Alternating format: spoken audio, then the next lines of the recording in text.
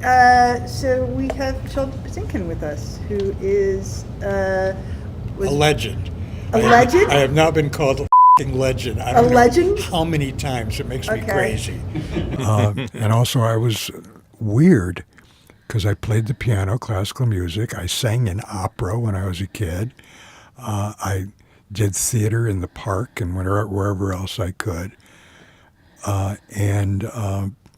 So I was treated like an exotic, I guess is the best way to put it. I am sure I am the only 9-year-old who made mad, passionate love to an 8-year-old Carmen in French. When I was, I think, 3, I was taken to see my cousin Sally, whom I idolized, who was 9 years older than me, in a play at a Jewish community center. And halfway through it, she died. Somewhere I must have figured that if theater can kill my cousin Sally and then bring her back to life, I'm interested. I've been in theater all my life. It's what I love. I've done TV, I've done film, but I really didn't like it. Theater is what I need to be doing.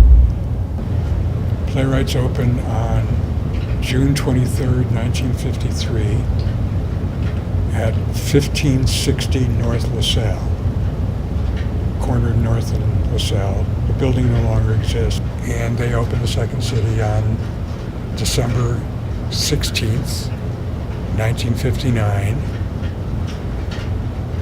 in a building that no longer exists and a block that no longer exists.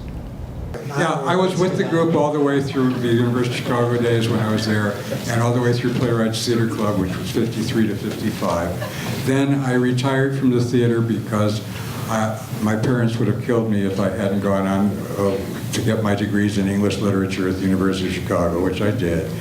And I was teaching for a while, and then one night Bernie called me. It was shortly after Second City opened, and asked me if I was going to be an English teacher for the rest of my life. And I said, "What do you want?" He said, "You want to work at Second City as manager and to help Paul with the shows?" And I said, "Sure." And I was gone for 6 years during my time in New York before I went to Toronto. And then I came back without having anything to do with the show itself until after Bernie sold it to Andrew. I didn't want to get into it. I didn't want to get into it between Bernie and Dell in particular. And I really just didn't want to get into it. And then I got the Columbia job 2 years after I moved back. And so the first day I walked in as chair in fall of 1980, I got really weirded out. I mean, I knew where I was going, but I finally quoted to myself a line from Albee's The Zoo Story, that it's sometimes necessary to go a long distance out of your way in order to come back a short distance correctly. And that calmed me down. Most of the stuff that I've directed, including, 3 or 4 Arthur Miller plays, say that we're responsible to each other and to the world. And I realized fairly early on, I believe in that. And as much as possible, try and direct plays that say that. I'm not an original ideas person. That is one of the jobs of a director that I decided I didn't want to do as much as a lot of the other directors do and have done.